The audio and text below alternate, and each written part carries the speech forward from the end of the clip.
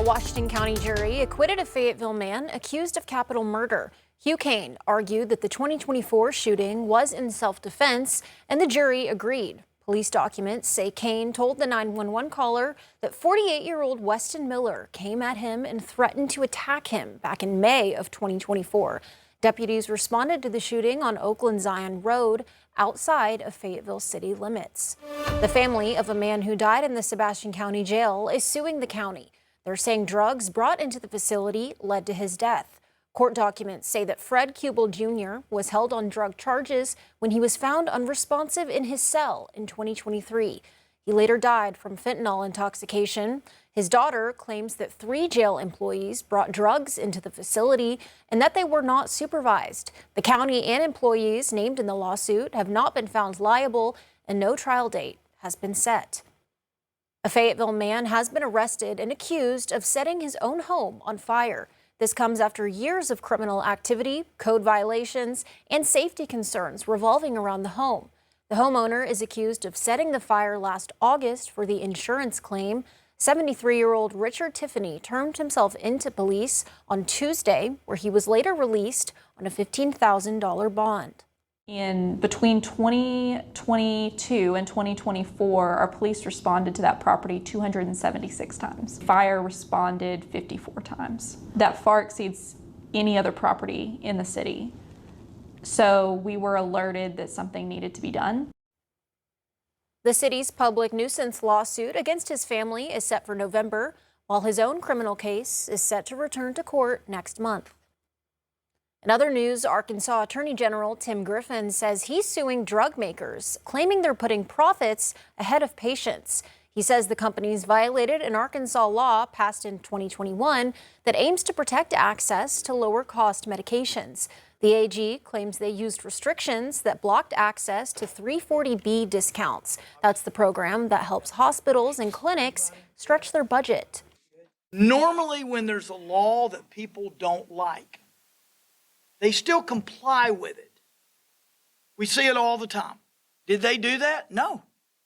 They didn't even seek a preliminary injunction. They just said, we don't like it, we're not complying with it. That in and of itself tells you a lot. 13 companies are listed in the lawsuit, which is seeking penalties and an order to stop the restrictions. Sequoia County deputies say they uncovered trafficking amounts of meth inside of a home directly across the street from the Vian Middle School. The sheriff's department shared these photos during the search warrant of the home. They say they found methamphetamine, packaging materials, digital scales. Johnny Spradley and Joe Neal were arrested on narcotics-related charges. The sheriff's office, along with Vian police, say keeping drugs out of local communities, especially those near schools, is something they will continue to aggressively pursue. Today, a Washington County judge will hear an appeal on the Fayetteville City Council's decision to develop a high school campus along College Avenue. Resident Shelby Rogers filed an administrative appeal in circuit court back in May. This was not long after the council voted to move forward with the development of a new Ramey Junior High School campus. Many have argued it will hurt traffic and water runoff in the area, and the school district's plan could impact nearby neighborhoods. The circuit court judge will hear arguments this afternoon at 1:30. And while the push to change Fort Smith's form of government continues, the search for the next city administrator is moving forward. If that change of government makes it on the ballot in November and voters approve it, it would leave whoever the city administrator is without a job. City leaders say the 3 candidates are aware of that possibility. The board has got to at least move forward with, even though there's some unknowns that are going on. All these candidates are aware of what's going on, and they're aware that if this were to pass, or 2 years down the road, they wouldn't necessarily have the position. The 3 candidates come from city administration backgrounds in Austin, Texas, Sikeston, Missouri, and Dalton, Georgia. They'll visit Fort Smith for in-person interviews next Thursday. In a report, Northwest Arkansas is expected to grow to about 1 million people by 2050. And as that happens, regional leaders say they'll need billions of dollars in transportation improvements just to keep up. The Northwest Arkansas Planning Commission has been studying 5 fast-growing regions in the country to find out how they paid for major transportation projects and whether any of those ideas could work here. The commission says it's looking at what worked in other big cities while it tries to close a transportation funding gap here. But if we're able to toll some of these more regional and federal and state roads that are usually many times traveled by people who don't even live here, then that can help relieve traffic. The Northwest Arkansas Planning Commission says the study isn't about picking one solution, but more about learning what has worked elsewhere before making any recommendations. Today, Arkansas head football coach Ryan Silverfield previewed the upcoming football season at SEC Media Days. Coach Silverfield took the SEC Media Days stage for his first time in Tampa and brought along Razorbacks Quincy Rhodes, Sutton Smith, and Cade Kittler. Today, Coach Silverfield laid out his vision for the Arkansas football program in his first year as the head coach.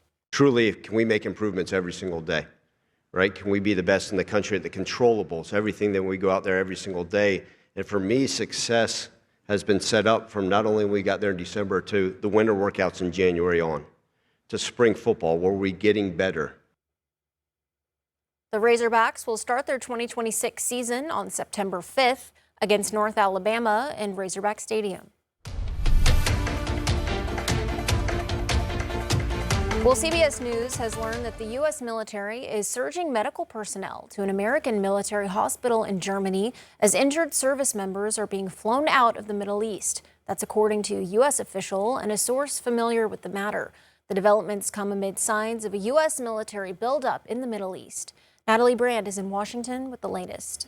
After a 12th consecutive night of U.S. strikes against Iran, CBS News confirms the military has deployed more aerial refuelers to places like Israel. Flight trackers have also shown B-1 bombers leaving bases in the U.K. Really what they confirm is that the Pentagon is giving the president more options. They don't in and of themselves confirm that there's going to be escalation. As President Trump made new threats this week to hit Iranian infrastructure, Iran's foreign minister fired back on social media, warning their defense doctrine is clear: an eye for an eye. Secretary of State Marco Rubio responded this morning. The president's policy is a head for an eye. Tensions in the Strait of Hormuz are also spilling into the nearby Red Sea. The Iranian-backed Houthis took responsibility for an attack Wednesday on 2 Saudi oil tankers. I think by any objective measure, we're worse off than we were before the war. While the president says his top goal remains preventing Iran from obtaining a nuclear weapon, the administration just signed a new agreement with Saudi Arabia to build out a civilian nuclear program there.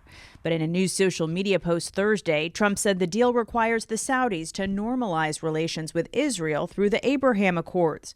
The Saudi crown prince has previously said that would depend on a roadmap to a Palestinian state. We want to be part of the Abraham Accord, but we want also to be sure that we secure a clear path of two-state solution. President Trump also said the deal involves only non-military use, adding there will be no enrichment. Natalie Brand, CBS News, Washington.